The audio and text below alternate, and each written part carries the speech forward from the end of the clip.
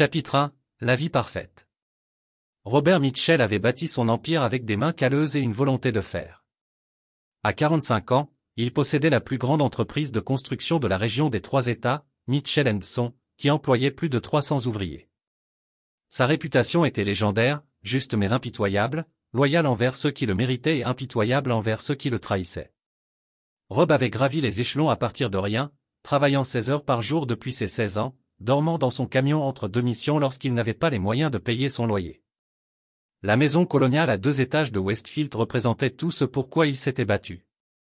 Linda, sa femme depuis 18 ans, l'avait transformé en un objet tiré d'une page de magazine. Leur fils Danny, aujourd'hui âgé de 15 ans, avait tout ce que Rob n'avait jamais eu. École privée, fonds pour ses études supérieures, un avenir offert sur un plateau d'argent. Rob fixait son reflet dans le miroir de la salle de bain ce mardi matin, remarquant les mèches grises qui perçaient dans ses cheveux noirs. Les cicatrices sur ses phalanges racontaient des histoires de bagarres de bar et d'accidents de chantier de sa jeunesse. Il avait épousé Linda à 22 ans et lui à 27 ans. Une belle serveuse aux rêves plus grands que sa petite ville natale ne pouvait en contenir. Il lui avait donné ses rêves, les avait transformés en réalité de ses propres mains. Le café est prêt, lança Linda d'en bas, sa voix portant ce ton chaleureux qui avait conquis son cœur au Murphy's dîner, des années auparavant. Rob la trouva dans la cuisine, toujours aussi resplendissante à 40 ans. Ses cheveux auburn reflétaient la lumière du matin, et elle portait la robe de chambre en soie qu'il lui avait offerte pour leur anniversaire. Elle sourit, ce même sourire qui lui avait fait croire qu'un homme aussi brutal que lui pouvait mériter quelque chose de beau. « Réunion matinale aujourd'hui » demanda-t-elle en versant du café dans son thermos. Inspection du chantier du projet Riverside. Les fondations seront mauvaises demain si le temps se maintient. Rob l'embrassa sur la joue, respirant son parfum familier.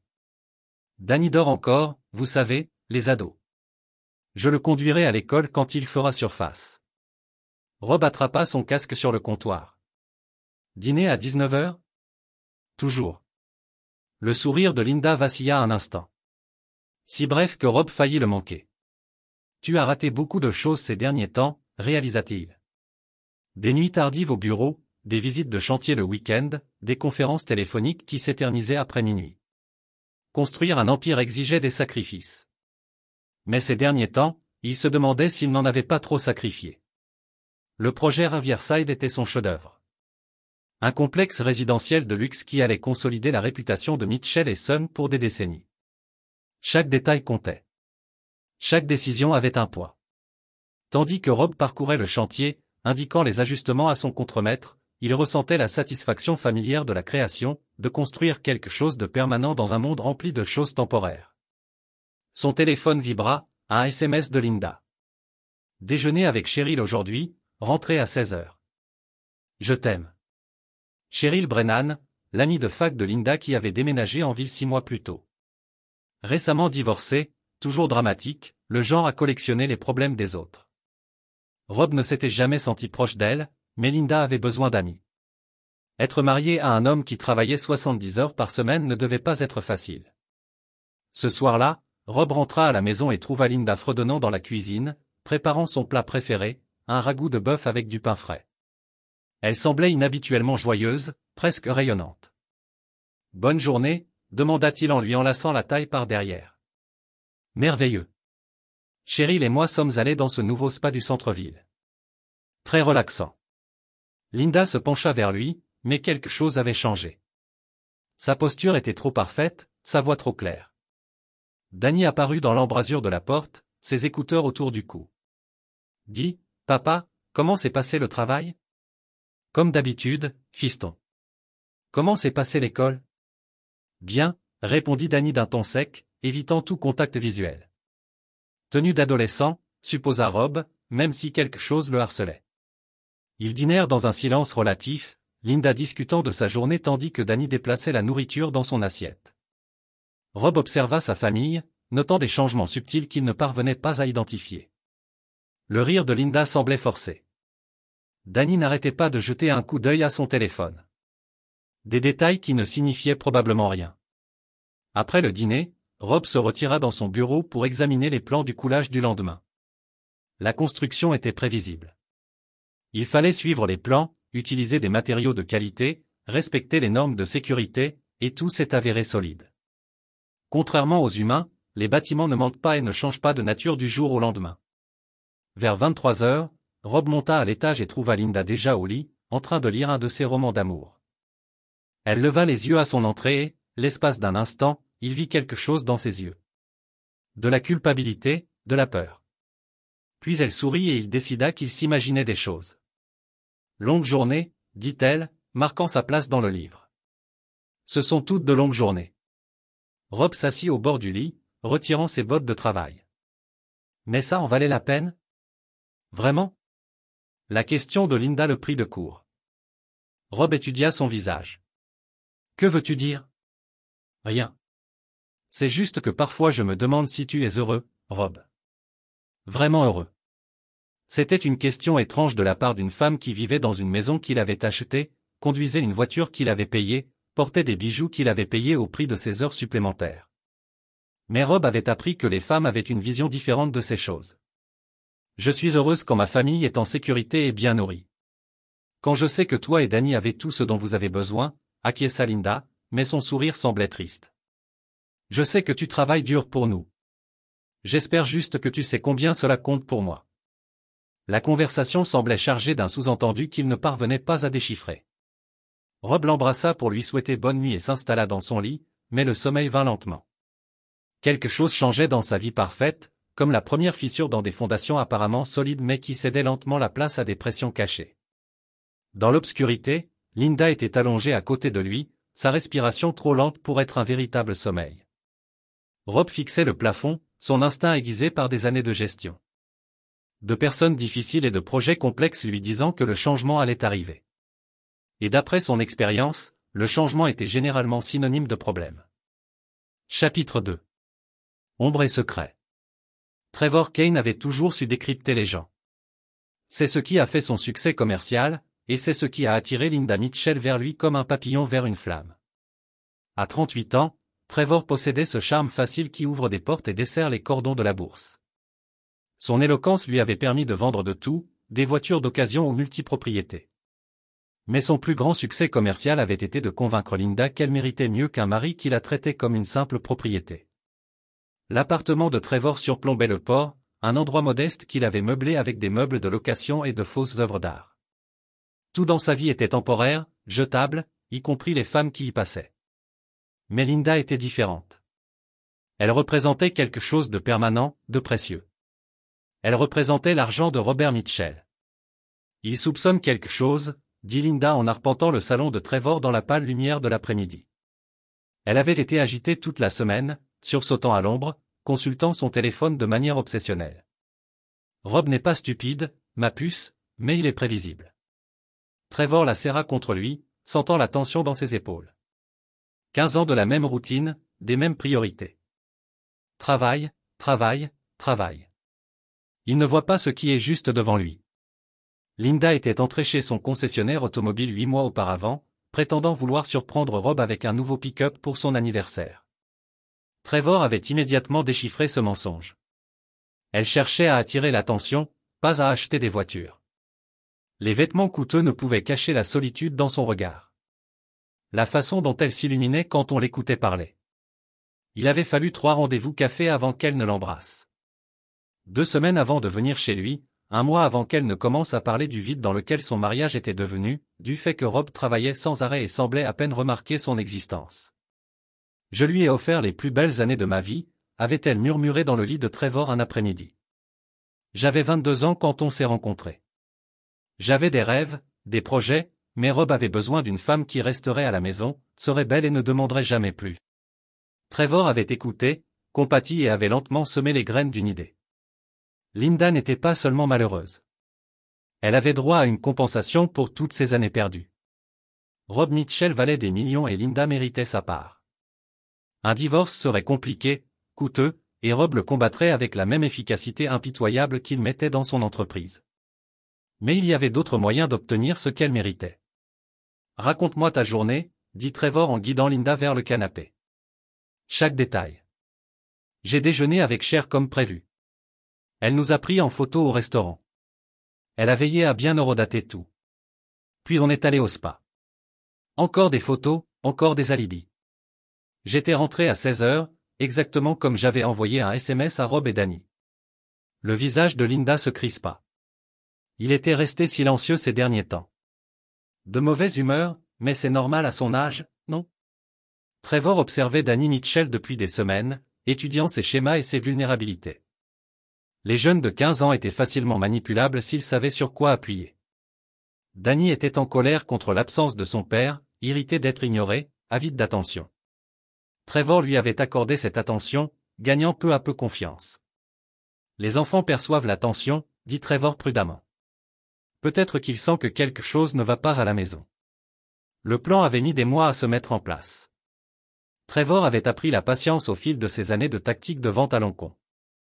Rob Mitchell était trop intelligent et trop prudent pour se laisser prendre au piège, mais chaque homme a ses angles morts et Rob était sa confiance absolue en sa famille. Il avait érigé des murs autour de son empire commercial, mais avait laissé sa maison sans défense. La première phase avait été une reconnaissance.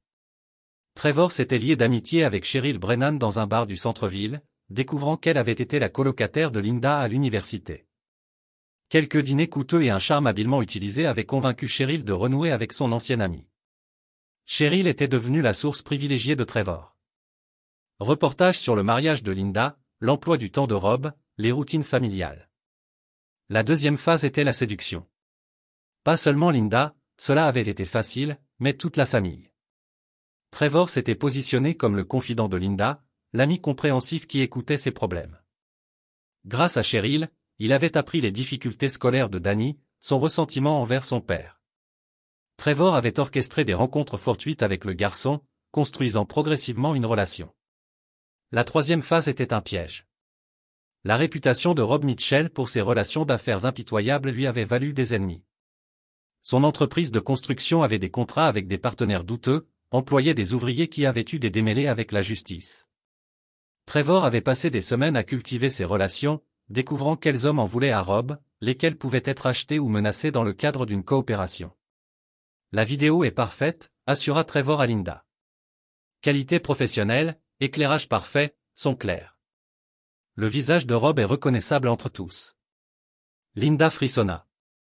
Je n'arrive toujours pas à croire que tu m'aies convaincu de participer au tournage. Et si quelqu'un le découvre? Personne ne le saura.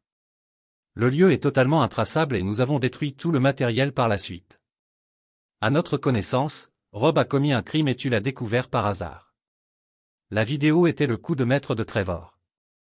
Grâce à une technique de deepfake et à une mise en scène soignée, ils avaient créé des images montrant Rob Mitchell engagé dans une action qui allait détruire sa réputation et l'envoyer en prison. Les détails techniques avaient coûté à Trevor 30 000 $, de l'argent emprunté à des personnes très dangereuses. Mais l'investissement serait rentable. Une fois que nous l'aurons confronté aux preuves, il n'aura pas le choix, poursuivit Trevor. Prison ou coopération? Il te donnera une procuration, transférera des actifs, liquidera des placements. Nous serons partis avant qu'il ne réalise ce qui s'est passé. Linda s'est éloignée de lui. Et Danny? Je ne peux pas abandonner mon fils comme ça. C'était le point faible de la détermination de Linda. L'instinct maternel. Qui compliquait tout. Trevor s'était préparé à cette objection. Dans 3 ans, il aura 18 ans et sera complètement indépendant. Voulez-vous qu'il se souvienne de sa mère comme de la femme prisonnière d'un mariage sans amour ou de celle qui a eu le courage de prendre sa vie en main? C'était de la manipulation, pure et dure. Mais Linda avait besoin de croire qu'elle était la victime dans ce scénario. Trevor avait appris que les gens pouvaient tout justifier si on leur donnait le bon récit. De plus, Trevor ajouta, une fois que nous serons installés ailleurs, Danny pourra venir nous rendre visite. Peut-être même qu'il viendrait vivre avec nous quand il sera plus grand. Linda hocha la tête, mais Trevor lut le doute dans ses yeux. Il devrait être prudent. Si elle hésitait maintenant, si la culpabilité maternelle prenait le dessus sur sa cupidité, tout le plan s'effondrerait.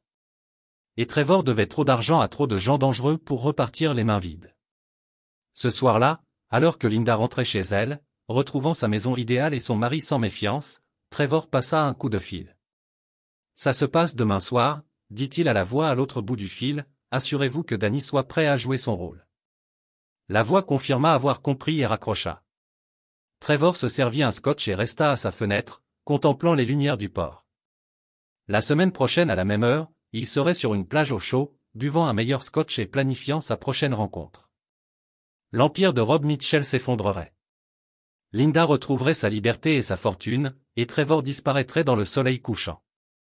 La seule question était de savoir si Linda s'en tiendrait à son plan le moment venu. Trevor avait appris que la vraie nature des gens émergeait sous la pression. Demain soir, il découvrirait si Linda Mitchell était aussi impitoyable qu'elle aurait dû l'être ou si son instinct maternel allait causer la perte de tous. Chapitre 3. Le piège à ressort. La porte du garage se referma en grinçant derrière Rob alors qu'il s'engageait dans son allée à 23h30. Le coulage des fondations avait pris du retard. Une bétonnière était tombée en panne, les obligeant à trouver du matériel de remplacement et à travailler jusqu'au bout de la nuit. Ses vêtements sentaient le diesel et la poussière de ciment. Son dos lui faisait mal après des heures de surveillance, mais le travail était bien fait. La maison était sombre, à l'exception d'une seule lumière dans la cuisine. Linda dormirait, et Danny serait dans sa chambre, écouteurs sur les oreilles, absorbé par ce que les adolescents faisaient sur leur téléphone jusqu'à tard dans la nuit. Rob attrapa sa bouteille thermos et son casque sur le siège passager, impatient de prendre une douche chaude dans son propre lit. La lumière de la cuisine éclairait un mot sur le comptoir. Il se coucha tôt. Mal de tête. Bisous, Rob fronça les sourcils. Linda avait rarement des maux de tête, et elle en avait généralement. L'attendait, quelle que soit l'heure à laquelle il travaillait. Encore un petit détail, un autre écart par rapport au schéma qu'il connaissait depuis 18 ans. Son instinct le frappa de nouveau, ce même sentiment qu'il avait éprouvé lorsqu'un sous-traitant avait tenté de lui faire passer des matériaux de mauvaise qualité pour échapper à son inspection. Il était à mi-hauteur de l'escalier lorsqu'il entendit des pleurs étouffés provenant du garage. Rob recula silencieusement, ses bottes de chantier silencieuses sur la moquette. Par la fenêtre, il aperçut la lumière filtrée sous la porte du garage. Danny était dehors, et à en juger par le bruit, le garçon était en grande détresse. Rob se glissa par la cuisine et ouvrit la porte reliant la maison au garage. Danny était assis sur une caisse de rangement. Son visage était illuminé par la lueur de l'écran de son téléphone. Des larmes ruisselaient sur ses joues et tout son corps tremblait de sanglots réprimés. Danny. Rob entra dans le garage et ferma la porte derrière lui. Fils, qu'est-ce qui ne va pas? Danny leva les yeux et Rob vit dans les yeux de son fils quelque chose qu'il n'avait jamais vu auparavant. La peur. Une peur primitive et brute. La terreur qui fit surgir l'instinct protecteur de Rob. Papa. La voix de Danny se brisa. Papa, maman m'a dit de te donner ça. Les mains de Dee tremblaient tandis qu'il tendait le téléphone. Une vidéo était diffusée à l'écran. Rob prit l'appareil, plissant les yeux et sentit son sang se glacer. La vidéo montrait Rob Mitchell, indéniablement lui, dans ce qui semblait être un entrepôt abandonné. Il se tenait au-dessus d'une jeune femme ligotée et en pleurs, tenant ce qui ressemblait à un tuyau métallique. L'angle de la caméra captait clairement son visage alors qu'il levait l'arme. « Fiston, je n'ai jamais fait ça. » La voix de Rob était étranglée. La vidéo était impossible. Insensé. Il n'avait jamais mis les pieds dans cet entrepôt. Jamais blessé personne. Jamais. Danny recula. La terreur transformait ses traits. Papa, regarde la date sur la vidéo. La main de Rob tremblait tandis qu'il vérifiait l'horodatage. Hier. La vidéo était datée d'hier, pendant les heures où il était censé être sur le site de Riverside, entouré d'ouvriers qui pouvaient se porter garant de son présence. Danny, c'est faux. C'est impossible. J'étais au travail hier. Tu sais que j'y étais. Papa, s'il te plaît. La voix de Danny se brisa complètement. S'il te plaît, ne me fais pas de mal. Les mots frappèrent Rob comme un coup physique. Son propre fils, effrayé par lui, le croyant capable de surprise.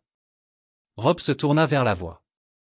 Linda se tenait dans l'embrasure de la porte, mais ce n'était pas la femme qui lui avait préparé le café ce matin-là. Son sourire était froid, prédateur, rien à voir avec l'expression chaleureuse dont il était tombé amoureux 19 ans plus tôt.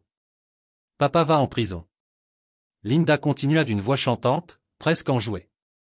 À moins que, quoi? L'esprit de Rob s'emballa, essayant de comprendre ce qui se passait. La vidéo était fausse, forcément. Mais la technologie, la qualité, l'horodatage. À moins que tu ne fasses exactement ce que je te dis de faire. Linda entra dans le garage et Rob remarqua qu'elle était habillée différemment de ce qu'il était parti ce matin-là. Vêtements noirs, gants, comme si elle se préparait à quelque chose. Linda, qu'est-ce qui se passe? Ça? Que se passe-t-il? Que se passe-t-il, Rob? Tu vas enfin payer pour 18 ans de négligence? 18 ans à me traiter comme une jolie décoration pendant que tu bâtissais ton petit empire. Les pièces du puzzle s'assemblèrent avec une clarté essayante. Le comportement étrange, les faux alibis, la façon dont Danny l'évitait. Depuis combien de temps préparais-tu ça? Assez longtemps. Une nouvelle voix s'immisça dans la conversation. Un homme sortit de derrière l'établi de Rob, grand, bien habillé, avec le genre de sourire d'entraînement que Rob avait vu chez des milliers de vendeurs. Rob Mitchell, dit l'homme en lui tendant la main avec une politesse feinte. Trevor Kane, j'ai tellement entendu parler de toi. Rob ignora la poignée de main qu'il lui proposa. C'est toi qui es derrière tout ça. Derrière quoi? Je suis juste l'ami de Linda. L'ami qui l'écoute depuis des mois pendant que tu l'ignores. L'ami qui accorde à Danny l'attention que son père n'avait jamais prise. Fils de Rob, tu t'es dirigé vers Trevor. Mais la voix de Linda l'a arrêté. Je ne ferai pas ça, Rob. Pas avec Danny qui regarde. Pas quand cette vidéo est déjà téléchargée sur un serveur sécurisé, prête à être envoyée à la police avec un simple SMS. Rob regarda son fils, plaqué contre le mur du garage, son téléphone serré contre sa poitrine comme un bouclier. Danny, tu n'y crois pas. Tu sais que je n'y croirai jamais. Je ne sais plus rien. Danny a crié. Tu n'es jamais là. Tu ne me parles pas. Tu ne te soucies de rien, sauf du travail et de l'argent. Et la voix de Danny s'est brisée à nouveau. Trevor a été plus un père pour moi ces derniers mois que tu ne l'as jamais été. La trahison a été plus profonde que n'importe quelle blessure physique. Rob avait travaillé 16 heures par jour pour ce garçon, avait bâti un empire pour assurer son avenir, avait tout sacrifié pour lui offrir des opportunités que Rob n'avait jamais eues. Et Danny avait choisi un inconnu plutôt que son propre père. Voilà comment ça marche, dit Trevor d'une voix professionnelle. Tu vas signer des documents, transférer des actifs, liquider des investissements, et en échange, cette vidéo ne verra jamais le jour. Si je refuse, le sourire de Linda s'élargit. Tu seras alors en prison dans les 24 heures, sous le coup d'accusations qui détruiront tout ce que tu as bâti. Ton entreprise, ta réputation, ta liberté, tout. Rob parcourut le garage du regard, ses outils, son établi, l'espace où il avait appris à Danny à faire la vidange et à vérifier la pression des pneus. Des souvenirs d'une époque meilleure où sa famille semblait solide et durable. Tu as mal calculé, dit Rob doucement. Excuse-moi. La confiance de Trevor vacilla légèrement. Tu crois me connaître? Tu crois comprendre quel genre d'homme je suis? La voix de Rob était calme, posée, mais quelque chose avait changé dans sa posture. Tu vois, un homme d'affaires qui négocie même coincé. Un père de famille prêt à tout pour protéger sa réputation. Linda et Trevor échangèrent un regard. Danny se colla davantage contre le mur. Tu as tort, continua Rob. Je ne suis pas un homme d'affaires qui travaille dans le bâtiment. Je suis un ouvrier du bâtiment qui a appris le commerce. Je suis le genre d'homme qui s'est battu pour tout ce qu'il a, qui s'est brisé des os et a versé son sang pour construire quelque chose à partir de rien. Papa. La voix de Danny était faible, incertaine.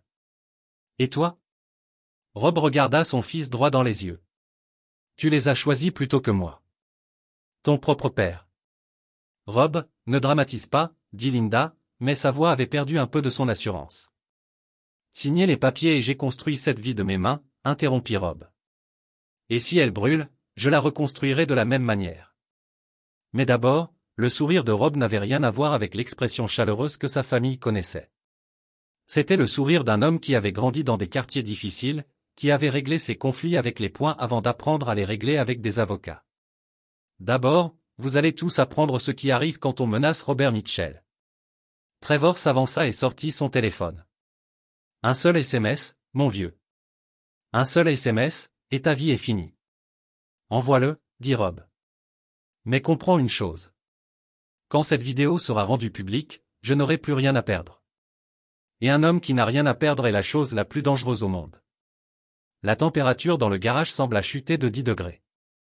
Danny gémit doucement, comprenant enfin que son père n'était pas l'homme brisé qu'il s'attendait à trouver. La main de Linda se dirigea vers le bras de Trevor, un geste d'avertissement. Mais Trevor était trop arrogant, trop investi dans son plan pour reconnaître le changement de rapport de force. Son doigt plana sur l'écran de son téléphone, prêt à détruire la vie de Rob Mitchell. Il ignorait totalement que Rob Mitchell était sur le point de détruire la sienne. Chapitre 4. Le chasseur devient proie. Rob resta immobile 3 battements de cœur, son esprit basculant dans le mode calculateur qui avait bâti son empire. Tout projet de construction réussi commençait par une évaluation. Comprendre les fondations, identifier les points faibles, déterminer quelles structures pouvaient supporter le poids et lesquelles s'effondreraient sous la pression. Envoie la vidéo, répéta Rob d'une voix ferme. Je suis curieux de voir jusqu'où tu as réfléchi. Le doigt de Trevor hésita sur l'écran du téléphone. Quelque chose dans le ton de Rob l'avait visiblement déstabilisé. Tu bluffes. Tu as trop à perdre. Et moi? Rob fit un pas en avant et Trevor recula instinctivement. Voyons ce que je perds réellement. Ma réputation.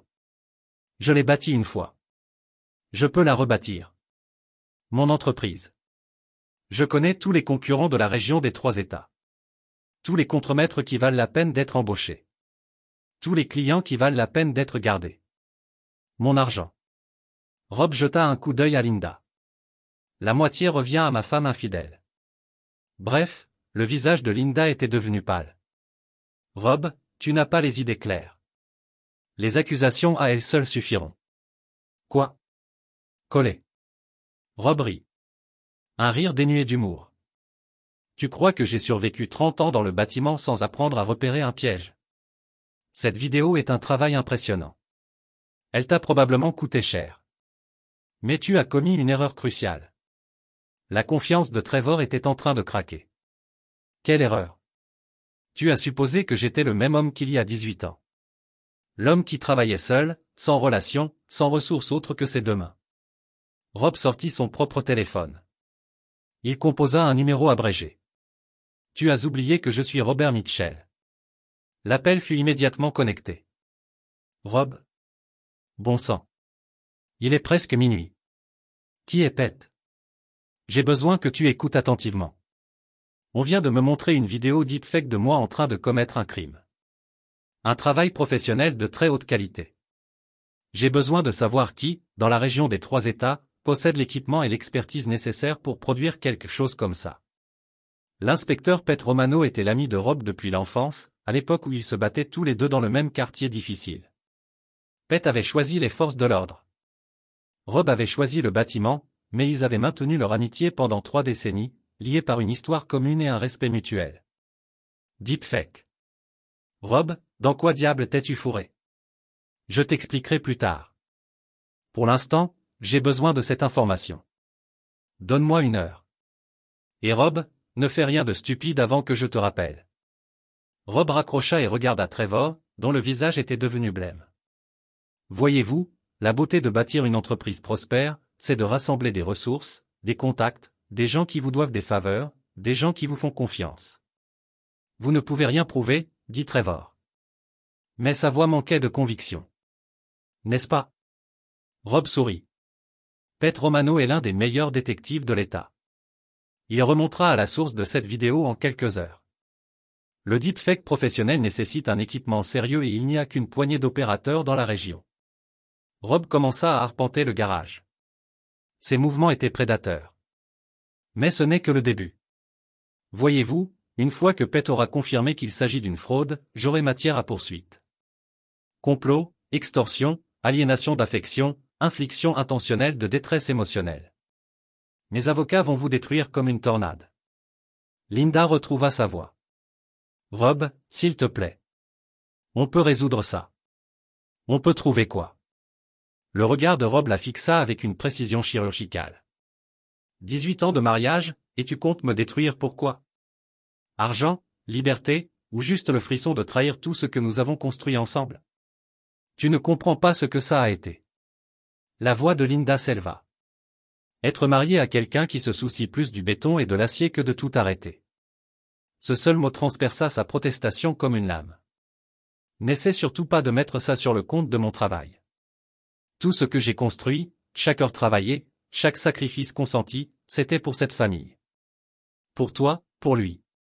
Le regard de Rob se posa sur Danny, toujours plaqué contre le mur. Et vous avez tous les deux choisi un inconnu plutôt que moi. Trevor tapait frénétiquement sur son téléphone. Rob pouvait lire la panique dans ses mouvements. Une tentative désespérée de sauver un plan qui se désintégrait de minute en minute. À qui envoyez-vous des SMS ? Demanda Rob. À votre support technique, à vos bailleurs de fonds, ou peut-être aux personnes dangereuses à qui vous avez emprunté de l'argent pour financer cette opération ? Trevor releva brusquement la tête.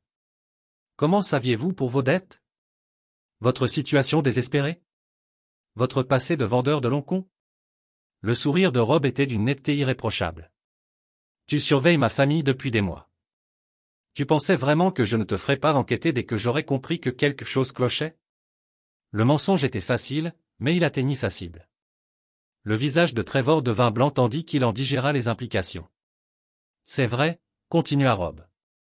Je te connais depuis des semaines, ton appartement, tes dettes, ton historique de cibler les femmes riches, les gens à qui tu dois de l'argent. Des gens très dangereux qui n'acceptent pas d'excuses quand il faut payer. Linda regarda Rob et Trevor, la confusion et la peur se lisant dans son expression. Trevor, de quoi parle-t-il ? De quelle dette ? Le téléphone de Trevor vibra, un appel entrant. Il jeta un coup d'œil à l'écran et tressaillit visiblement. Je dois prendre ça. Rob fit un geste magnanime.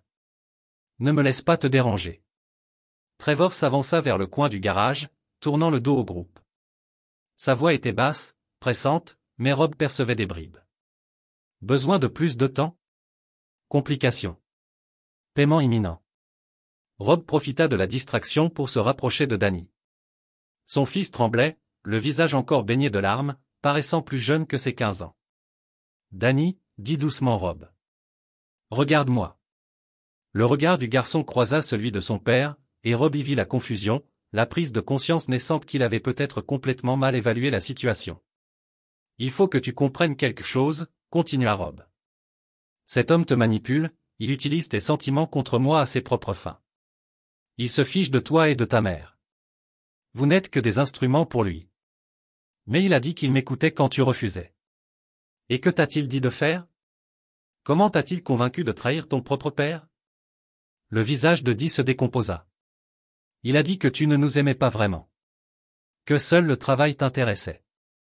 Il a dit que si je l'aidais, tu finirais par m'écouter. Cet aveu a frappé Rob comme un coup dur. Son fils, en quête d'attention, manipulé par un prédateur qui avait identifié ses vulnérabilités et les avait exploitées sans pitié. La voix de Danny Rob était douce maintenant. La colère s'était temporairement dissipée. J'ai fait des erreurs. J'ai trop travaillé, j'ai été trop souvent absent. Mais je t'aime plus que ma propre vie. Tout ce que j'ai fait, c'était pour te construire quelque chose, pour t'offrir des opportunités que tu n'as jamais eues. Je sais, murmura Danny. Je le sais maintenant. Je suis désolé, papa. Je suis tellement désolé. Rob serra son fils dans ses bras, sentant ses épaules se secouer sous les sanglots. Au-dessus de Dee, il regarda Trevor terminer son appel téléphonique. Le visage de l'homme était sombre, désespéré. Les murs se refermaient de toutes parts. Linda resta figée, regardant sa famille se réconcilier tandis que son propre monde s'écroulait autour d'elle. La femme confiante qui lui avait lancé des ultimatums 15 minutes plus tôt avait disparu, remplacée par quelqu'un qui comprenait enfin la véritable ampleur de son erreur. La vidéo est déjà mise en ligne, dit Trevor en rejoignant le groupe. Même si on voulait arrêter ça maintenant, qui dit qu'on le veut ? Rob lâcha Annie, mais garda une main sur l'épaule de son fils.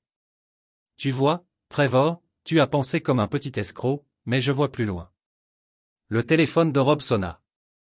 Pete Romano rappelait plus tôt que prévu. Rob, j'ai trouvé ton deepfake. Un certain Morrison travaille dans un entrepôt de la zone industrielle. Matériel coûteux, très compétent, mais il a un problème de jeu. On dit qu'il accepte des emplois à haut risque pour rembourser ses dettes. Merci, Pete. Je te dois bien ça. Rob, qu'est-ce que tu prépares ? On dirait que c'est la justice, dit Rob avant de raccrocher. Le visage de Trevor était devenu gris. L'entrepôt, le matériel, l'opérateur, tous les fils de son plan se dénouaient en temps réel. Voilà ce qui va se passer, dit Rob. Sa voix portait l'autorité d'un homme qui a dirigé des équipes de construction et des conseils d'administration pendant des décennies. La vidéo est diffusée et l'enquête commence immédiatement. Morrison parle pour sauver sa propre peau. Ils le font toujours. Le trail money vous ramène, Trevor. Le complot facture, l'extorsion, la fraude, tout atterrit sur votre tête. Linda est également impliquée, a déclaré désespérément Trevor. Elle a aidé à le filmer. Elle fait partie de elle, Rob smile, était froid, car d'où je me tiens, il semble que ma femme ait été manipulée par un prédateur qui a ciblé ses vulnérabilités tout comme il a ciblé mes fils. Un procureur qualifié pourrait la peindre comme une autre victime dans votre programme.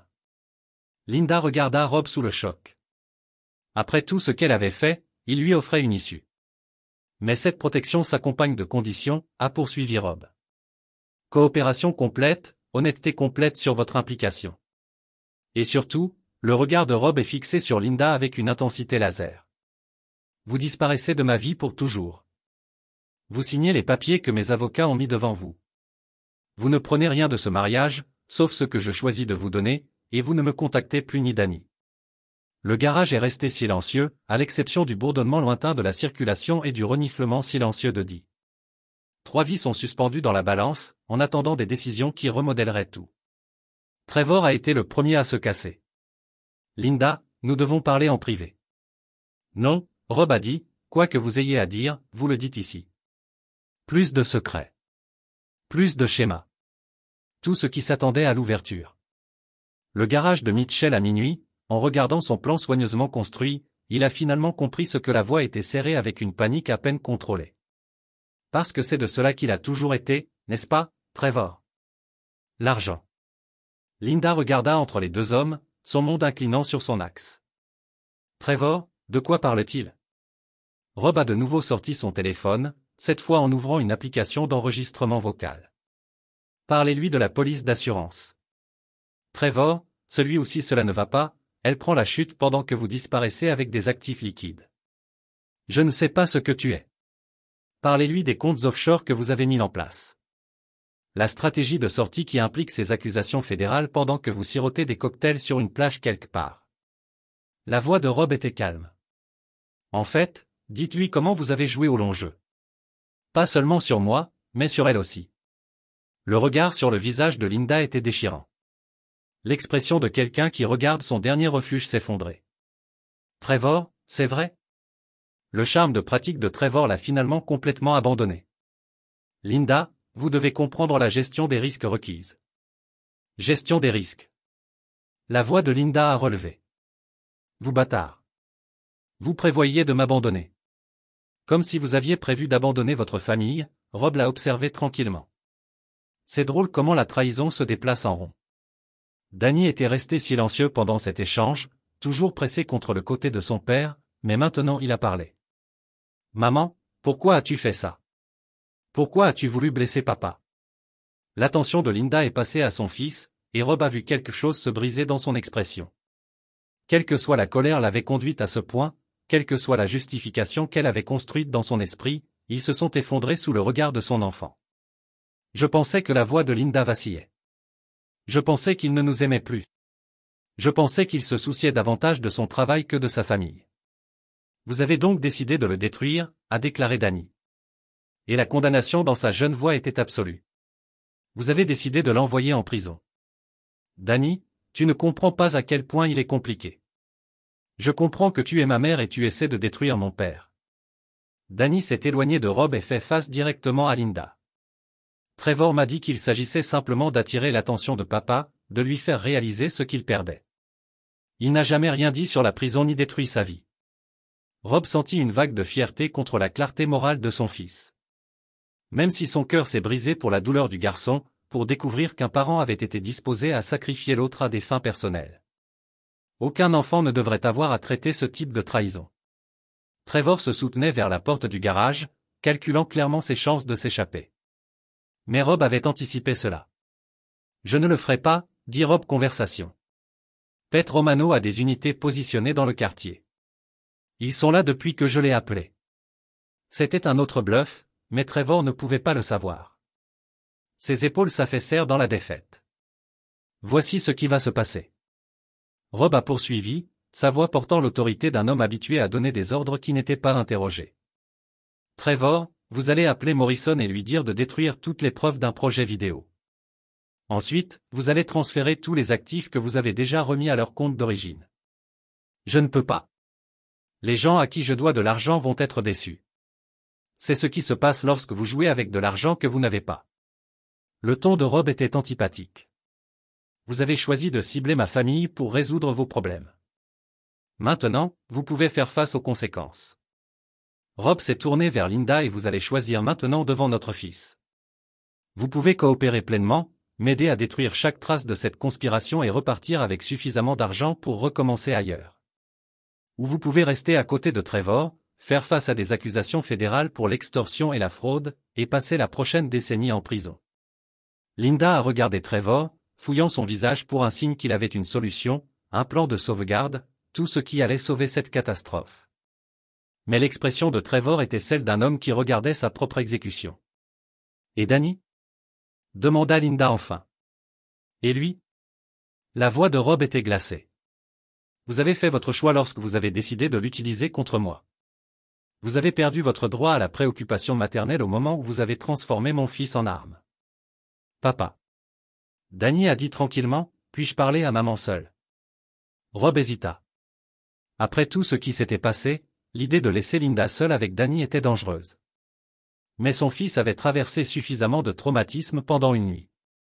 Si cette conversation l'aidait à traiter ce qui s'était passé, Rob pourrait le permettre. 5 minutes. Rob a dit, Trevor et moi sortirons. Rob a fait signe pour que Trevor le précède du garage. L'air nocturne était frais et propre, un contraste vif avec l'atmosphère suffocante à l'intérieur. Rob pouvait entendre la voix de Danny à travers les murs minces, trop bas pour distinguer les mots, mais portait le ton de quelqu'un qui travaille profondément. Vous pensez vraiment que vous avez gagné, a déclaré Trevor, appuyé contre le camion de Rob. Mais ce n'est pas fini. Il y a des gens impliqués à ce sujet que vous ne connaissez pas. Les gens qui ne s'en vont pas simplement parce que votre plan s'est effondré. Les gens auxquels vous devez de l'argent. Rob a étudié le visage de Trevor en lampadaire sombre. Ceux qui vous ont donné de l'argent pour la fausse opération profonde. Parlez-moi d'eux. Le rire de Trevor était amer. Vous pensez que vous êtes dur parce que vous avez construit une entreprise de construction ? Ces gens cassent les rotules pour le divertissement. Ils ne se soucient pas de votre réputation ou de vos relations. Ils veulent leur argent et ils vont l'obtenir d'une manière ou d'une autre. De moi ? Vous voulez dire depuis que votre plan d'origine a échoué ? De quelqu'un. Et Linda est toujours légalement votre femme, ce qui la rend responsable des dettes communautaires. La menace était claire et Rob sentit sa colère se déplacer dans quelque chose de plus froid, plus concentré. C'était une chose de le cibler directement. La menace de Linda malgré sa trahison était une autre question entièrement. Combien ? Rob a demandé. 80 grands plus d'intérêt. Ils ne sont pas du type de patient. Rob a fait des calculs rapides. 80 000 était significatif mais gérable, surtout s'il a éliminé la menace continue. Mais payer les dettes de Trevor semblait être un échec enrichissant, encourageant les futures attaques. Voici une meilleure idée. Rob a dit, vous allez passer des appels téléphoniques. Vous allez expliquer à ses amis dangereux que le travail a échoué, la cible s'est avérée trop difficile, et ils ont besoin de radier la perte. Ils ne radotaient pas les pertes. Ils les collectent dans le sang. Pas si vous leur donnez quelque chose de mieux. Le sourire de Rob a été prédateur. Vous voyez, Trevor, vous n'êtes pas le seul téléphone et que vous avez montré une liste de contacts. La différence est le mien. Les procureurs, les commissaires fédéraux, les commissaires. Vous allez leur faire comprendre que Robert Mitchell n'est pas une cible. Piège. La porte de garage s'ouvrit et Danny a émergé. Son visage se ruisselle avec des larmes, mais sa posture s'est plus installée. Linda a suivi, ressemblant à une femme qui venait d'assister à ses propres funérailles. Nous avons parlé, dit simplement Danny. Je comprends pourquoi elle l'a fait, mais je ne peux pas le pardonner. C'est ma mère, mais elle a choisi de blesser notre famille. Ce n'est pas quelque chose que je peux oublier. Rob sentit son chagrin pour l'innocence perdue de son fils. 15 ans et apprenant déjà que les personnes en qui vous faites le plus peuvent être celles qui vous blessent le plus profondément. Linda, Rob a demandé, quelle est votre décision? La voix de Linda était à peine un murmure. Je vais coopérer. Je vais signer ce que vous voulez signer. S'il vous plaît, ne me détruisez pas complètement. Je sais que je ne mérite pas la miséricorde, mais vous obtiendrez ce que vous méritez, a déclaré Rob. Rien de plus, rien de moins. Il a regardé Trevor, qui regardait son téléphone comme si cela pourrait exploser, et vous allez commencer à passer ces appels en ce moment. Parce que chaque minute où vous retardez aggrave cette situation pour toutes les personnes impliquées. Trevor a hoché la tête lentement, comprenant finalement que son seul chemin vers la survie traversait la miséricorde de Robert Mitchell. À la miséricorde, Rob avait appris que cette nuit-là était un luxe qu'il ne pouvait plus se permettre. La conspiration s'effondre. Les conspirateurs ont été brisés. Mais le vrai travail de Rob ne faisait que commencer. Détruire ses ennemis avait été la partie facile. Reconstruire la confiance de sa famille, guérir les blessures de son fils et construire une nouvelle vie de l'épave de l'ancienne qui nécessiterait toutes les compétences qui avaient construit son empire et certains qu'il commençait à peine à découvrir. Chapitre 6, le prix de la trahison. Les 48 heures suivantes se sont écoulées dans un flou d'avocats, de paperasserie et d'orchestration prudente. Rob avait transformé son bureau à domicile en une salle de guerre, coordonnant plusieurs opérations simultanées avec une précision qui avait fait de Mitchell & Son l'entreprise de construction la plus réussie de la région. Linda s'est assise au document de signature de la table de la cuisine après document sous l'œil vigilant de l'avocat de Rob, Margaret Chin, une femme tranchante dans la cinquantaine qui s'est spécialisée dans les procédures de divorce de high stakes. Chaque signature a supprimé un autre morceau d'une vie que Linda avait connue, réduisant 18 ans de mariage à la l'huissier légal et au règlement financier. Cela transfère votre intérêt pour une propriété de Westfield à votre mari, a expliqué Margaret, glissant une autre forme à travers la table. Vous conserverez la propriété du condo du centre-ville, de la Lexus et un règlement de $200 000. La main de Linda trembla en signalant. 200 000 semblait généreux jusqu'à ce que vous considériez qu'elle s'éloignait d'un mariage d'une valeur de plusieurs millions. Mais la générosité n'était pas le but. Le contrôle était. Rob démontrait qu'il détenait tout le pouvoir maintenant.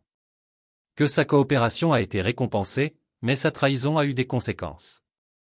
Trevor avait passé ces mêmes 48 heures à passer des appels téléphoniques de plus en plus désespérés. Rob pouvait entendre des fragments de conversation à travers les murs minces de la chambre d'amis où Trevor était confiné. Explication, s'il vous plaît. Des promesses qui semblaient moins convaincantes à chaque itération. L'organisation Kozlov n'est pas connue pour sa patience. Le détective Pete Romano avait expliqué lorsque Rob a appelé à des antécédents sur les créanciers de Trevor. La foule russe prête principalement des raquettes de requins et de protection. Ils ont des fronts commerciaux légitimes, mais leurs méthodes de collecte sont définitivement la vieille école. Quelle vieille école? Hôpital Old School. Parfois morgue Old School. Rob avait pris en compte ces informations dans sa planification. Les Kozlov représentaient une menace continue qui devait être neutralisée de façon permanente, pas temporairement. Vous ne pouviez pas négocier avec des gens comme ça. Vous ne pouvez que les éliminer ou rediriger leur attention ailleurs. Danny était retourné à l'école, bien que Rob puisse voir la tension sur le visage de son fils. Le garçon traitait un traumatisme qu'aucun homme de 15 ans ne devrait avoir à gérer, apprenant des leçons sur la confiance et la trahison qui façonneraient son caractère pour le reste de sa vie. Rob avait organisé des conseils, mais certaines blessures ne pouvaient guérir qu'avec le temps. La vidéo a été complètement détruite. Trevor a rendu compte de son deuxième jour, sa voix du stress et des nuits blanches. Morrison a essuyé ses serveurs et a détruit le matériel. Il n'y a aucune trace nulle part. Bon, dit Rob. Maintenant, parlez-moi des Kozlov. Le visage de Trevor est devenu cendré. Et eux? Leur modèle commercial, leurs opérations, leurs faiblesses, tout ce que vous savez. Rob, tu ne comprends pas. Ce ne sont pas des personnes que vous pouvez intimider ou déjouer. Ce sont des hommes d'affaires. Rob interrompu. Des hommes d'affaires violents, mais des hommes d'affaires néanmoins. Ils réagissent au profit et à la perte comme tout le monde. La question est de savoir comment rendre votre dette plus chère à collecter que ce qu'elle en vaut. Rob recherchait l'organisation Kozlov depuis que Pete les a mentionnés pour la première fois. Ils ont exploité plusieurs entreprises légitimes, une entreprise de camionnage, 2 restaurants, un entrepôt de fournitures de construction. La connexion de construction était intéressante.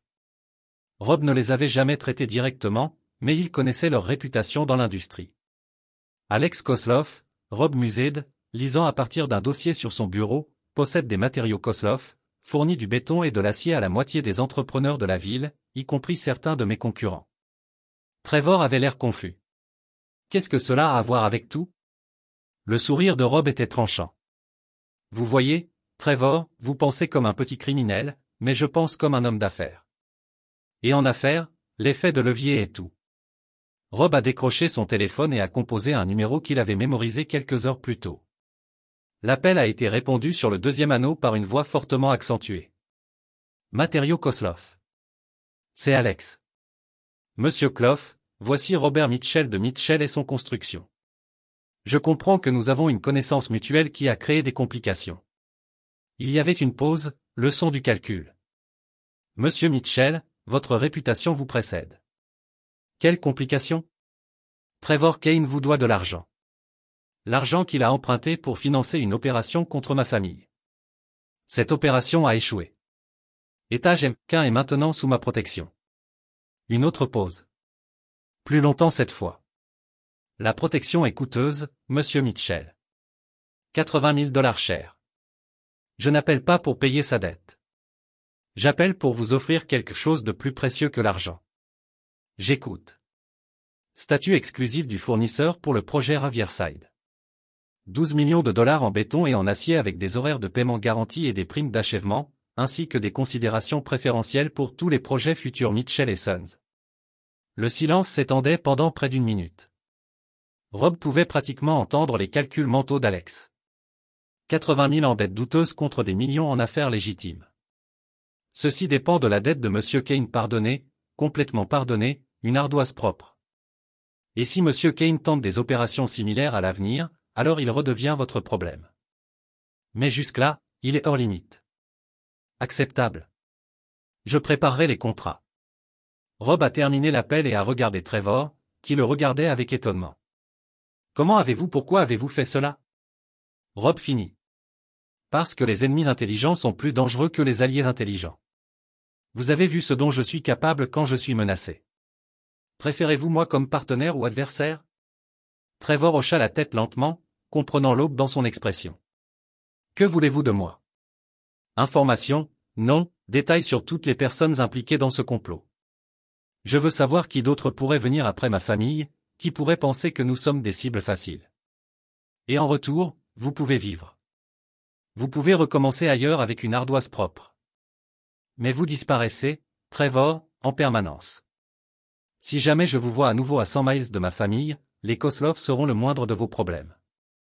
Trevor a passé l'heure suivante à détaillant tous les aspects de la conspiration, chaque personne impliquée, chaque lâche, et cela pourrait causer des problèmes futurs. Rob a tout enregistré, construisant une image complète du paysage des menaces autour de sa famille. Jeudi soir, la crise immédiate a été résolue. Linda avait signé un dernier papier et déménagé au condo du centre-ville dans la semaine. Trevor avait un billet de bus pour Portland et suffisamment d'argent pour recommencer quelque part, les Koslov ne le trouveraient jamais. Les complications légales ont été réglées. Les accords financiers finalisés. Mais Rob savait que ce n'était que le début. L'attaque contre sa famille avait exposé des vulnérabilités qu'il n'avait jamais envisagées. Des tâches aveugles dans ses défenses qui devaient être abordées.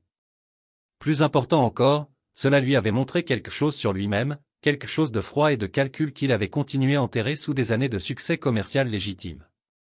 Ce soir-là, Rob a trouvé Danny dans sa chambre. Les devoirs se sont répandus sur son bureau, mais ont clairement du mal à se concentrer. « Comment tu tiens, fils ?» Danny leva les yeux et Rob a vu la même détermination d'acier dans les yeux de son fils qu'il a reconnu dans son propre miroir. « Je suis en colère, papa. Vraiment en colère contre moi pour comment j'ai géré ça. Non, à moi-même pour être si stupide de les avoir permis de m'utiliser contre vous. » La voix de Danny était serrée avec l'auto-incrimination. « La vérité, je les crois. » dit soigneusement Rob. « Ne les laissez pas vous rendre dur, Danny. Ne laissez pas ce qui s'est passé ici vous transformer en quelqu'un qui ne peut aimer ou faire confiance à personne. Comment fais-tu, papa? Comment faites-vous confiance à quelqu'un après quelque chose comme ça? Rob était silencieux pendant un long moment, à la recherche d'une réponse qui servirait bien son fils. Vous faites confiance avec soin. Vous vérifiez avant de croire. Et vous n'oubliez jamais que certaines trahisons sont impardonnables. Danny hocha la tête, traitant cette sagesse avec la gravité de quelqu'un qui avait appris les leçons d'adulte à la dure. Papa, qu'est-ce qui va arriver à maman? Elle va vivre avec les choix qu'elle a faits. Certaines conséquences ne peuvent pas être négociées ou achetées. Elle a trahi sa famille et ce n'est pas quelque chose dont vous récupérez. Pensez-vous qu'elle est désolée? Rob a réfléchi à la question. Linda avait pleuré lors de la signature du document final, avait supplié le pardon, avait promis que cela ne se reproduirait plus. Mais le remords et le véritable changement étaient des choses différentes. Je pense qu'elle est désolée d'avoir été prise, dit enfin Rob. Je pense qu'elle est désolée, le plan a échoué. Qu'elle soit vraiment désolée pour ce qu'elle a fait, c'est quelque chose qu'elle peut répondre. Danny a retourné ses devoirs et Rob se dirigea vers son bureau. Il a eu des appels à faire, prévoit de finaliser, une nouvelle structure de sécurité à mettre en œuvre autour de sa famille. La menace immédiate a été neutralisée. Mais Rob Mitchell avait appris quelque chose d'important sur lui-même pendant cette crise. Il était capable de choses qu'il n'avait jamais imaginées. Des choses froides, des choses impitoyables, et cette capacité le servirait bien dans les batailles qui venaient sûrement. Parce que des hommes comme Robert Mitchell n'avaient pas seulement des ennemis, ils les ont créés. Et le prix de la trahison, Rob avait décidé, était quelque chose qu'il collecterait en totalité de toute personne assez stupide pour menacer à nouveau sa famille. Chapitre 7. Le calcul. 6 mois après la confrontation du garage, Rob s'est tenu dans son bureau en examinant les rapports trimestriels qui ont confirmé ce qu'il savait déjà. Mitchell et ses fils connaissaient une croissance sans précédent. Le contrat exclusif avec Khoslow Material avait ouvert des portes à des projets plus importants, à des contrats gouvernementaux et à des partenariats qui auraient pris des années à se développer par le biais de canaux conventionnels. Mais le succès dans les affaires ne faisait qu'une partie de la transformation de Rob. L'homme qui avait une fois fait confiance implicitement maintenant tout vérifié. Le père qui avait déjà travaillé de longues heures pour subvenir aux besoins de sa famille comprenait maintenant que la présence était plus précieuse que la disposition. Le mari qui avait autrefois cru à la permanence du mariage vivait désormais seul dans une maison qui avait été purgée de chaque trace de l'existence de Linda. Danny s'était adapté à leur nouvelle réalité avec résilience qui a impressionné et inquiet Rob. Le garçon prospère académiquement, excellent dans le sport, mais il y avait une dureté dans ses yeux qui n'avait pas été là auparavant. À 16 ans, Danny avait appris des leçons sur la trahison et les conséquences que la plupart des gens ne maîtrisaient pas avant l'âge moyen. « Papa, il y a quelque chose que je dois te dire, » dit Danny un soir pendant le dîner. Ils ont mangé ensemble tous les soirs. Maintenant, un rituel Rob avait institué pour reconstruire la connexion qui avait été endommagée par des années d'absence axée sur les travaux. « Qu'est-ce que vous pensez, fils ? J'ai reçu des messages de maman. » Rob s'assit attentivement sa fourche. Le garage est sorti de tout ce qui a choisi de discuter de Trevor. L'amour et la loyauté doivent être gagnés, tout comme le respect. Ma mère quand elle a essayé de détruire mon père. Rob a ressenti un mélange de fierté et d'inquiétude face à la clarté morale de son fils. Le garçon avait développé un cadre éthique admirablement cohérent, mais potentiellement limitant. Apprendre à ne jamais pardonner signifiait ne jamais être vulnérable, mais cela signifiait également ne jamais vivre la gamme complète de la connexion humaine. Avez-vous répondu au message? Une fois que je lui ai dit que tout contact devait vous traverser, que je n'étais pas intéressé par la communication secrète. Elle n'a pas respecté cette frontière. Rob a pris une note mentale pour que son avocat envoyait à Linda une autre lettre de franchise. Tester les limites était un comportement typique pour quelqu'un qui avait perdu le contrôle et qui recherchait une avenue dans la vie qu'elle avait abandonnée. Il y a autre chose, a continué Danny. J'ai fait des recherches sur Trevor. Quel genre de recherche? Médias sociaux, dossiers publics, inscriptions commerciales. Je voulais savoir ce qui lui était arrivé après avoir quitté la ville. Rob se demandait la même chose, mais n'avait pas enquêté activement. Le sort de Trevor Kane était moins important que de s'assurer qu'il restait disparu. Mais la curiosité était naturelle. Que as-tu trouvé? Il est à Portland comme vous l'avez suggéré. Travailler un terrain de voiture d'occasion, vivant dans un studio. Une vie complètement différente de ce qu'il avait ici. Danny fit une pause. Il a l'air cassé. Bon, dit Rob sans hésitation. Les actions ont des conséquences.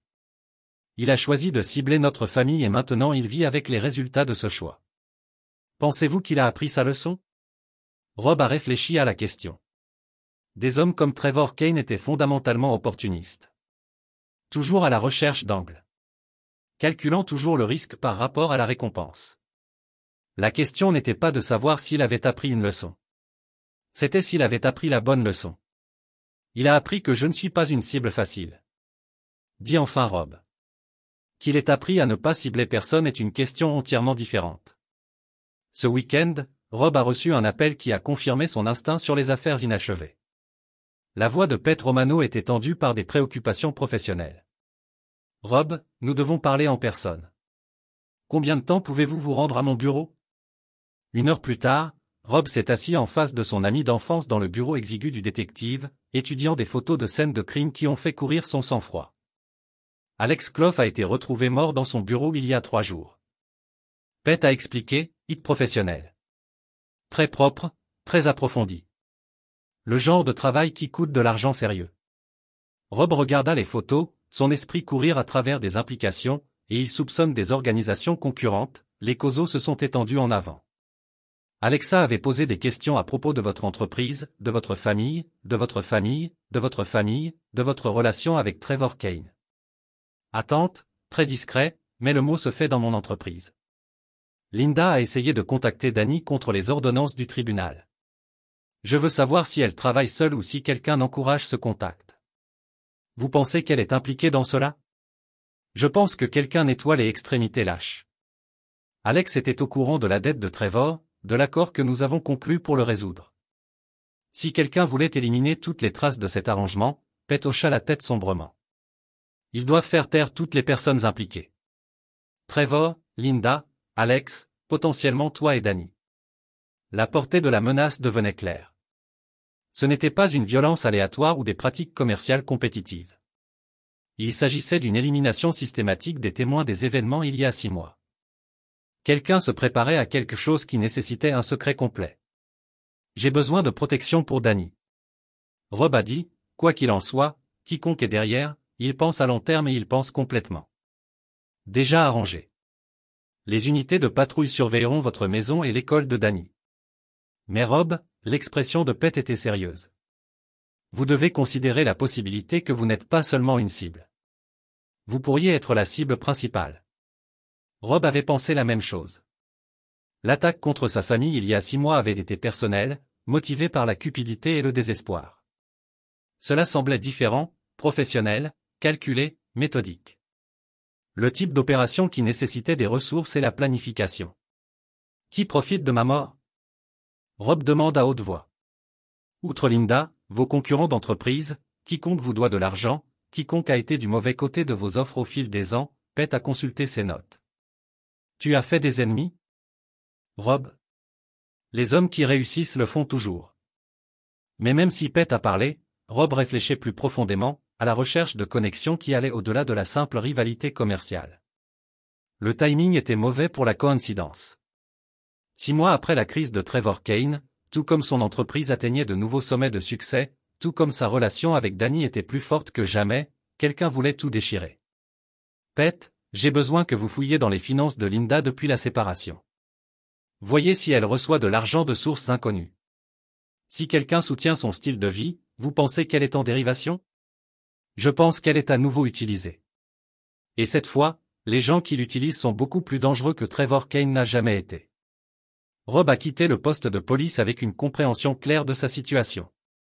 L'attaque contre sa famille il y a 6 mois n'avait pas été un incident isolé. C'était une campagne plus longue.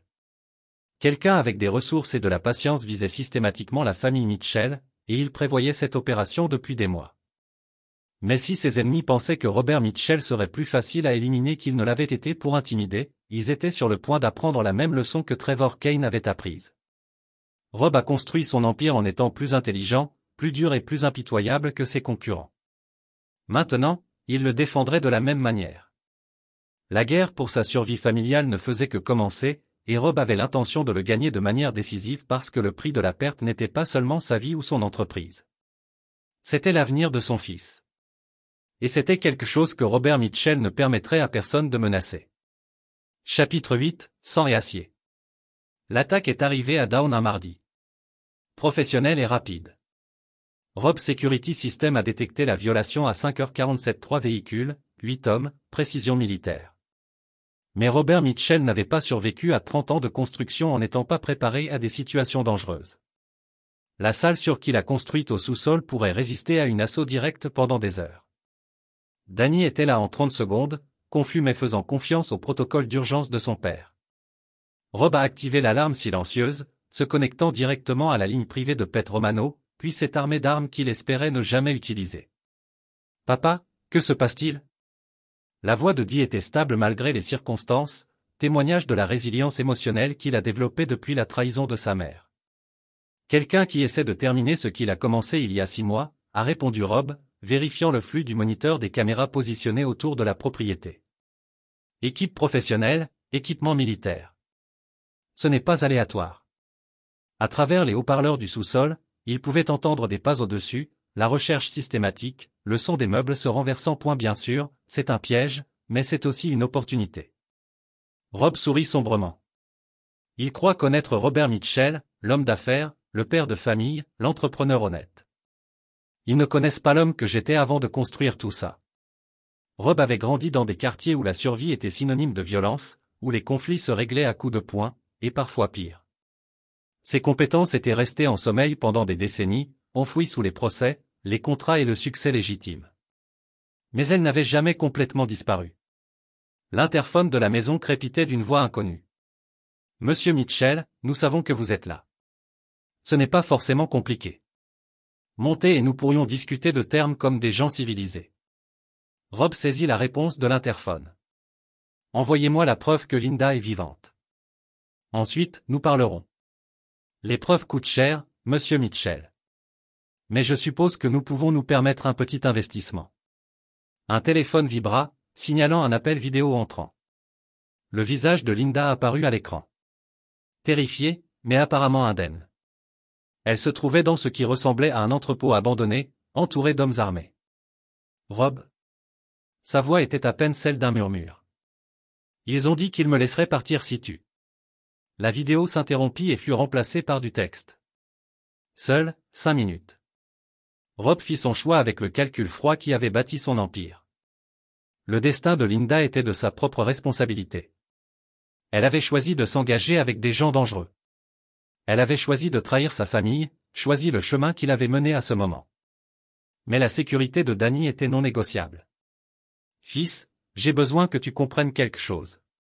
Quoi qu'il arrive ensuite, quoi que tu vois ou entendes, souviens-toi que tout ce que je fais, c'est pour te protéger. Tout. Les yeux de Dee s'écarquillèrent en enregistrant le ton de son père. Papa, tu me fais peur. Bien. La peur te maintient en vie. Reste dans cette pièce. Prends le tunnel si nécessaire. Fais confiance à Pete Romano. Rob embrassa le front de son fils. Je t'aime, Danny. Souviens-toi de ça. Rob s'arma d'outils de l'époque où il travaillait dans la construction. Des armes qui ne déclencheraient pas les détecteurs de métaux, mais qui pourraient être d'une efficacité dévastatrice entre des mains expertes. Il avait appris la violence dans les ruelles et les bagarres de bar. Raffiné. Pendant des années, résoudre des problèmes par la force physique n'était qu'un simple outil commercial. L'homme qui attendait dans le salon de Rob était exactement ce à quoi il s'attendait, une allure militaire, des vêtements coûteux, le genre de compétences professionnelles qui coûtent cher. 2 associés l'encadraient, équipés et positionnés de la même manière. Monsieur Mitchell, merci d'être raisonnable. Laissons tomber les civilités. Qui êtes-vous et que voulez-vous? Mon nom importe peu. Ce que je veux est simple, la destruction complète des preuves d'un certain projet vidéo datant de 6 mois, ainsi que l'élimination de tous les témoins des arrangements financiers connexes. Rob garda une expression neutre. L'opération de Trevor a été complètement démantelée. Il ne reste plus rien à nettoyer, sauf vous, monsieur Mitchell, votre fils et la malheureuse et persistante madame Linda Mitchell, qui pose des questions gênantes sur les transferts d'argent et les comptes offshore. Les pièces du puzzle se sont enfin mises en place. Linda n'avait pas testé les limites au hasard avec ses messages à Danny. Elle avait enquêté sur la piste financière de l'opération de Trevor, essayant de comprendre d'où venait et où allait l'argent. Elle a trouvé quelque chose. Rob a dit qu'elle en avait trouvé suffisamment pour être dangereuse. Des noms, des numéros de compte, des relevés de transactions, des informations susceptibles de révéler des opérations bien plus vastes que les manigances d'amateurs de Trevor Kane.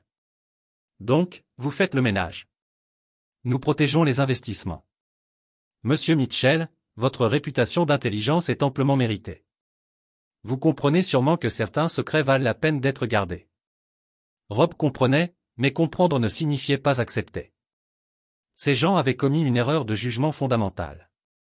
Ils avaient supposé que Robert Mitchell négocierait une fois acculé, tout comme Trevor Kane l'avait supposé 6 mois plus tôt. Voilà ce qui va se passer, a dit Rob. Sa voix portait l'autorité qui avait dicté les équipes de construction et les conseils d'administration pendant des décennies. Vous allez libérer Linda. Tu vas laisser mon fils tranquille et disparaître définitivement de nos vies. L'homme principal sourit. Et si nous refusons, tu vas apprendre pourquoi les gens intelligents ne menacent pas Robert Mitchell. La violence qui s'ensuivit fut rapide et brutale. Rob se déplaça avec l'efficacité de quelqu'un qui avait appris à se battre avant de négocier, utilisant des outils et des techniques perfectionnées dans des environnements bien plus dangereux que les salles de conseil d'administration. Le premier homme tomba, un pistolet à clous en pleine poitrine. Un outil de construction reconverti pour le combat rapproché. Le deuxième tomba sous un marteau de charpentier appliqué avec une précision chirurgicale. Le troisième parvint à dégainer son arme avant que le pied de biche de Rob ne lui ouvre le crâne comme un fruit écrasé. Les tueurs professionnels, Rob l'avait appris, étaient souvent mal préparés à une violence légitime venue de sources inattendues. Ils s'attendaient à la résistance d'autres professionnels, et non à celle d'hommes d'affaires prospères qui savaient tuer avec leurs mains. Le téléphone de Rob sonna alors qu'il se tenait parmi les corps. La voix de Pete Romano était tendue par l'urgence. Rob, nous avons trouvé l'entrepôt. Linda et je vous ai expressément sollicité personnellement après ce qui est arrivé aux Anderson. L'affaire Anderson avait été le succès le plus médiatisé de Rob, empêchant une tentative d'enlèvement contre la famille Techmobile en identifiant la menace des semaines avant qu'elle ne se matérialise. Les méthodes employées par Mitchell Security étaient peu conventionnelles, souvent juridiquement contestables, mais absolument efficaces. Des nouvelles de Pete concernant l'enquête fédérale ? Toujours en cours. Les responsables de l'opération d'entrepôt avaient des connexions dans 12 États, et leurs opérations ciblaient au moins 30 familles. Le FBI pense qu'il préparait un plan bien plus vaste. Rob avait largement coopéré avec les enquêteurs fédéraux, partageant tout ce qu'il avait appris sur le complot visant sa famille, mais il avait également maintenu des canaux d'information privés, garantissant que Mitchell Security anticipe toute menace que les forces de l'ordre officielles pourraient ignorer. La guerre déclenchée par le système d'extorsion amateur de Trevor K avait révélé une entreprise criminelle bien plus vaste. Des opérations professionnelles ciblant des familles prospères, exploitant les vulnérabilités personnelles pour voler des richesses et détruire des vies. La défense réussie de sa propre famille par Rob avait fait de lui un allié précieux pour les forces de l'ordre et un protecteur recherché pour d'autres cibles potentielles. Danny, leur prise du matin. Rob attendait, sachant que son fils avait besoin de temps pour gérer les complexités émotionnelles de la situation. Elle a fait son choix, dit finalement Danny. En choisissant Trevor plutôt que nous, en décidant de détruire notre famille pour de l'argent, elle a mis fin à toute prétention à ma sollicitude ou à ma présence. Même en sachant qu'elle est mourante, surtout en sachant qu'elle est mourante, c'est sa dernière chance de me manipuler, d'utiliser la culpabilité et la sympathie pour obtenir le lien émotionnel qu'elle a perdu par ses actes. Rob frissonna devant l'analyse froide de son fils, tout en admirant sa cohérence logique. Danny avait appris de la trahison de sa mère, mais peut-être avait-il trop bien appris. Danny, la miséricorde n'est pas une faiblesse. La compassion n'exige pas la confiance. On peut reconnaître sa souffrance sans pardonner sa trahison. Puis-je ? Ou lui rendre visite lui enverrait-elle le message que la trahison peut être surmontée avec le temps et les bonnes circonstances. C'était une question légitime, une question que Rob se posait depuis le diagnostic de Linda. Le cadre moral qu'ils avaient construit ensemble mettait l'accent sur les conséquences. La responsabilité, le caractère permanent de certains choix. Mais cela risquait aussi de créer des personnes incapables de pardon, de miséricorde ou de croissance. « Que penses-tu que je devrais faire ?» demanda Danny. Rob réfléchit attentivement à sa réponse. Son fils avait maintenant 18 ans, était légalement majeur, intellectuellement plus mature que son âge. Mais il portait aussi des blessures qui pourraient ne jamais guérir complètement, façonnées par des leçons à la fois nécessaires et potentiellement limitantes. Je pense que tu devrais te rappeler que faire preuve de miséricorde envers quelqu'un qui est en train de mourir n'excuse pas sa trahison de son vivant. On peut être gentil sans être faible, compatissant sans être stupide. Danny hocha lentement la tête. Et si je choisis de ne pas la voir, alors c'est ton choix, et je le soutiendrai pleinement. Et toi? La verras-tu? Rob pensa à Linda, la belle jeune serveuse dont il était tombé amoureux, la femme qui avait partagé ses rêves et l'avait aidé à construire sa vie.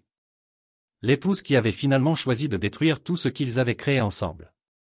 Oui, dit-il finalement. Non pas pour lui pardonner, non pas pour reconstruire quoi que ce soit, mais pour boucler la boucle, pour clore ce chapitre de nos vies avec clarté plutôt qu'avec des choses inachevées. Danny retourna à sa tablette, mais Rob voyait bien qu'il peinait à prendre cette décision. Le garçon avait bâti ses défenses émotionnelles autour de principes absolus, mais la vraie vie offrait rarement des situations absolues. Prends ton temps, dit Rob. Quoi que tu décides, on s'en occupera ensemble. Ce soir-là, Rob se rendit en voiture à l'appartement de Linda pour la première fois depuis leur divorce. Elle ouvrit la porte, l'air frêle, mais toujours reconnaissable. La femme avec qui il avait partagé 18 ans, confrontée maintenant aux conséquences de choix qui lui avaient semblé si importants 2 ans plus tôt. Rob, merci d'être venu. Ils étaient assis dans son salon, entourés de meubles qu'il avait payés, d'œuvres d'art qu'ils avaient choisies ensemble, de photos d'une famille disparue. La conversation était gênante, guindée, empreinte d'une histoire irréversible. Je sais que tu me détestes, dit finalement Linda. Je ne te déteste pas, répondit Rob. Honnêtement, la haine exige un investissement émotionnel. Tu es simplement quelqu'un que j'ai utilisé. Tu pourrais obtenir ces choses plus facilement par la trahison que par la loyauté, tu as choisi la trahison. Les gens changent, Rob. On peut apprendre de ses erreurs, grandir au-delà de ses échecs. Certains le peuvent. Tu as eu 2 ans pour prouver que tu avais changé, pour faire preuve de croissance, de remords ou de responsabilité. Au lieu de cela, tu as passé ce temps à explorer de nouveaux angles, à tester les limites, à chercher des moyens de te réinsérer dans nos vies. Les larmes de Linda se sont arrêtées alors qu'elle digeait l'accusation. Tu m'as observé. Bien sûr que je l'ai fait. Tu as prouvé qu'on ne pouvait pas te faire confiance, alors la confiance est devenue sans importance. La vérification est devenue essentielle. Et tu me surveilleras jusqu'à ma mort. Jusqu'à ta mort, ou jusqu'à ce que tu prouves que tu ne représentes plus une menace pour le bien-être émotionnel de mon fils. Linda hocha lentement la tête, comprenant enfin que cette conversation n'avait rien à voir avec la réconciliation ou le pardon. Il s'agissait d'établir les derniers paramètres, de clore les comptes, de s'assurer que sa mort ne créerait pas de nouvelles complications pour la famille qu'elle avait abandonnée. Dis-le à Danny, dit-elle alors que Rob s'apprêtait à partir. Dis-lui que je suis désolé. Pas pour les conséquences, ni pour m'être fait prendre, mais pour le choix lui-même. Pour avoir choisi quelqu'un d'autre plutôt que la famille que j'étais censé protéger. Rob la regarda depuis l'embrasure de la porte. Je vais lui dire. Qu'il y croit ou qu'il s'en soucie, c'est son affaire. Linda Mitchell est décédée 6 semaines plus tard, seule dans une chambre d'hospice, entourée de fleurs offertes par des personnes qu'il avait connues brièvement. Danny n'a pas assisté aux funérailles, bien qu'il ait envoyé une rose blanche sans mots. Debout au bord de sa tombe, Rob n'éprouvait ni satisfaction ni regret. La mort de Linda marquait simplement la fin d'un chapitre qui s'était terminé bien avant son diagnostic. La femme qu'il avait aimée était morte cette nuit-là. Elle avait choisi Trevor Quinn plutôt que sa famille. Ce qui était décédé à l'hospice n'était que le reste physique de quelqu'un qui était devenu un étranger par ses propres choix. Aucun regret, demanda Pete Romano, debout aux côtés de son plus vieil ami tandis que les autres personnes en deuil se dispersaient. Aucun, répondit Rob. Elle a fait ses choix. Nous vivons et mourrons tous avec les conséquences de nos décisions. Et Danny Rob regarda son fils, qui attendait près de la voiture, fort et maître de lui, totalement impassible face à la cérémonie à laquelle il venait d'assister. Danny apprit la leçon la plus importante que l'on puisse apprendre, la confiance se mérite et la trahison a des conséquences permanentes. C'est une façon difficile de vivre. C'est une façon honnête de vivre. Et à long terme, l'honnêteté est plus bénéfique que les sentiments.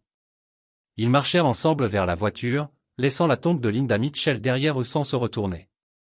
Le chapitre était clos, les comptes réglés, et l'avenir s'étendait devant eux avec la clarté que procurait la compréhension exacte de ce qui méritait d'être protégé et du prix à payer pour le protéger. Robert Mitchell avait bâti un empire de ses mains, l'avait défendu avec son esprit et l'avait préservé par sa volonté de faire tout ce qui était nécessaire face aux menaces. Son fils avait appris les mêmes leçons et les appliquerait à toutes les épreuves qui l'attendaient. Certaines histoires se terminaient par le pardon et la réconciliation. Celles-ci se terminaient par la justice, la responsabilité et la compréhension que les actes ont des conséquences qui ne peuvent être ni négociées ni achetées. Ou alors, on l'a pardonné et on l'a remis en question. Autrement dit, ça s'est terminé exactement comme ça aurait dû se terminer. Et voilà. Une autre histoire se termine.